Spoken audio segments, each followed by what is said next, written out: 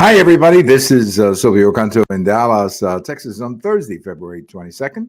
And welcome to our commentary. Absolutely beautiful weather here in North Texas. I mean, it feels more like April or even May with temperatures in the 70s. So I guess the only difference between our temperatures today and May is that we would get a lot of rain in May.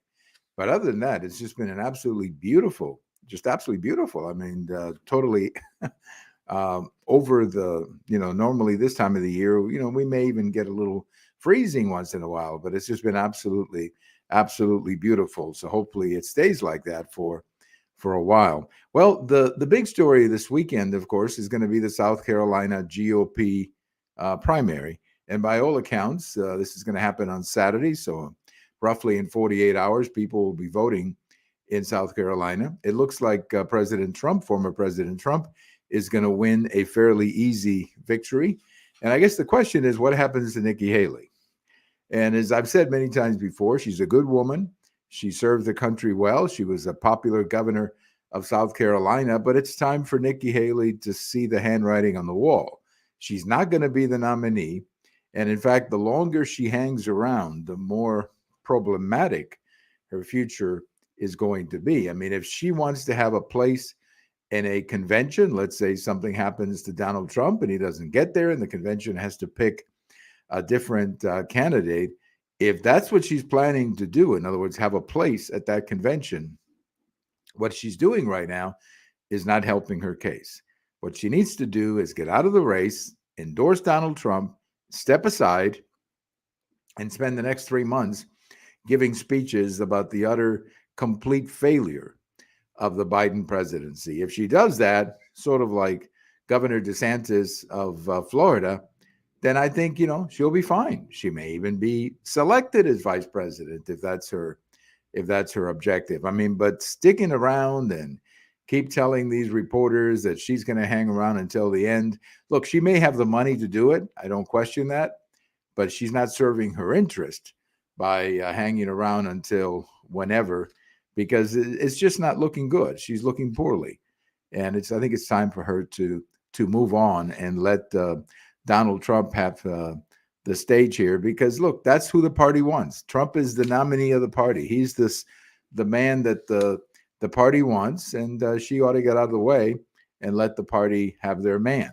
Now, if something were to happen between now and the convention, well, that's a different story. We'll cross that bridge when we get to it. But I'll repeat, what she is doing right now is not helping her if that's what happens in the future. Look at Governor DeSantis. He stepped out, and all of a sudden now you've got Donald Trump even talking about Governor DeSantis as a vice president. There's already talk about Governor DeSantis, Senator Scott, others that he mentioned the other night in that town hall meeting.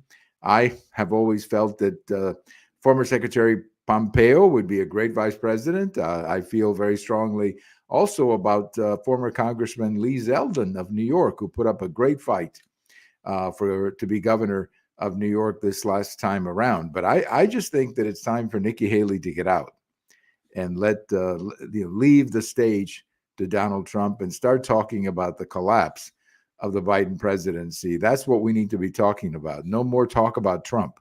We got to start talking about the collapse and the total disaster of the Biden presidency. Well, one of the favorite lines, I guess, of the Biden presidency is that Trump wants to be he's like a wannabe dictator. He wants to be a dictator. And the Biden administration says, that they want to be the party or the people who stop the dictator from walking into the White House. So how does President Biden celebrate, or how does he go around proving that Trump wants to be a wannabe dictator? Well, I've got a post coming out about this on Friday morning. The Biden administration has decided to go around the Supreme Court and start once again, canceling all these consumer loans or these student loans that were taken out years ago by students. And I guess he wants the taxpayer to pay for all these student loans. So he's sitting there, writing off these loans. First of all, the Supreme Court already told him not to do it. He cannot do it, does not have the constitutional authority to do it, but he's going to do it anyway. And this is the same guy, of course, who's saying that Donald Trump wants to be a dictator. So he's showing all of us how much he believes in democracy by going around Congress. Now, going around the Supreme Court. So I just hope that the media will confront him with this, because it's pretty ridiculous. Pretty ridiculous. The Supreme Court said you cannot do it, and yet he's running around saying that he can do it. In fact, he's doing it. And who's paying for all of these loans being canceled?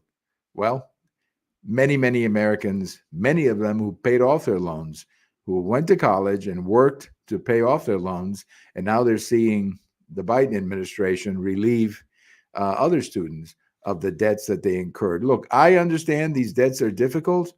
I understand that many of these students are struggling, but you know what? Why should the taxpayer pick this up? They should go back to the universities and colleges that made these, that offered these courses, or somehow sponsored these programs, and let the colleges and the universities pay off these loans. Let them eat all these loans that the students cannot pay. Maybe they can cut a deal with the university and figure out some way for the students to pay back the university.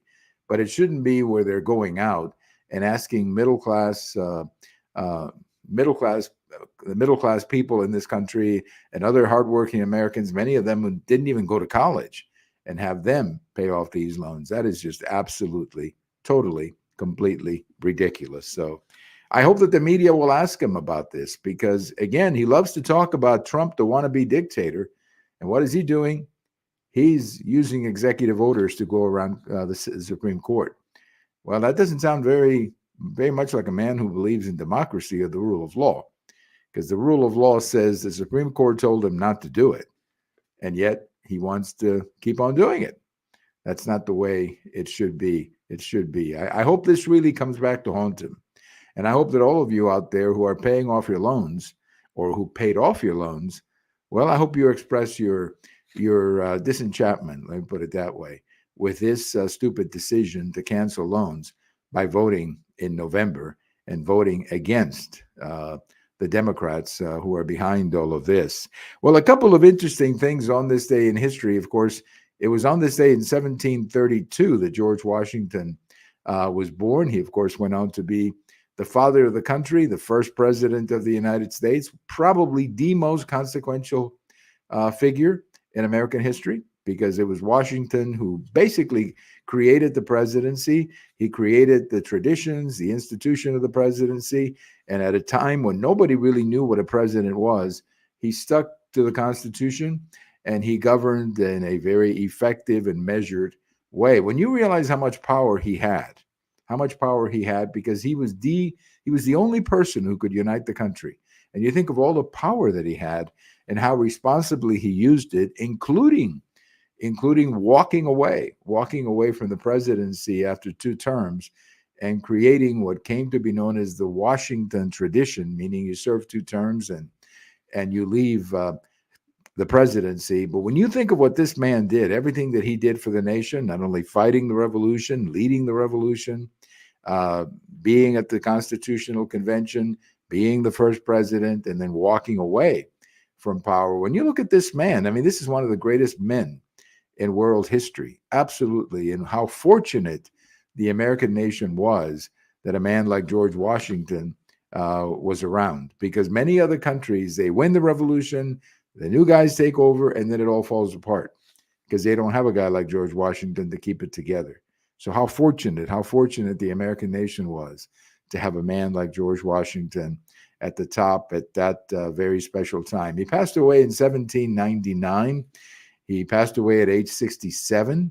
He was living in Mount Vernon after he retired from politics.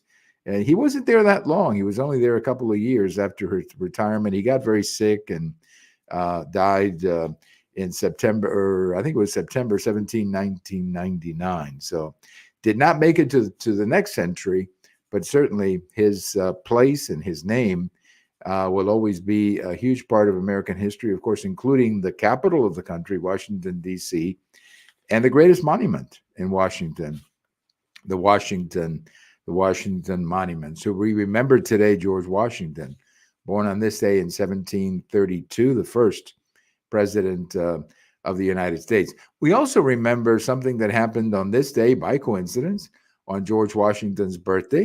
In 1980, the USA hockey team was playing the USSR hockey team. Now, back then in 1980, they didn't allow professionals to play in the Olympics. It was just amateurs. And of course, the Soviet Union team was technically an amateur team, but they were made up of some of the best hockey players in the world, of course. And they would usually go to these, Olympic events and wipe out the opposition. But on this day in 1980, a collection of college kids from the United States beat the Soviet Union 4-3. And if you have not seen the video, the real video, not the movie, there was a movie that was made, I know, but the real video, you can get it on YouTube, of Jackson or Michael, I can't think of his name right now, with ABC, who was calling the last 30 seconds of the game. But if you can get your hands on that, that was one of the most exciting 30 seconds of sports that I ever had. It was the first hockey game that I ever saw. I was not a fan of hockey before that, but I became a huge fan of hockey because of this game. And if you can go back and just listen, I think Alan Michaels, that's it. Alan Michaels of ABC. If you can go back and get your hands on that YouTube video and just listen to those last 30 seconds and watch the reaction of the players after they beat the Soviets, it's one of the most exciting moments in my life. One of the most exciting moments in my life to watch how that game came to an end on this day in 1980. And of course, by coincidence, the USA college kids beat the powerful Russians or Soviets on this day in 1980. I'll never forget that. And if you have a chance, watch it because you'll never forget it either. Thank you for listening. This is Silvio Canto in Dallas, and we'll talk to you later. Bye.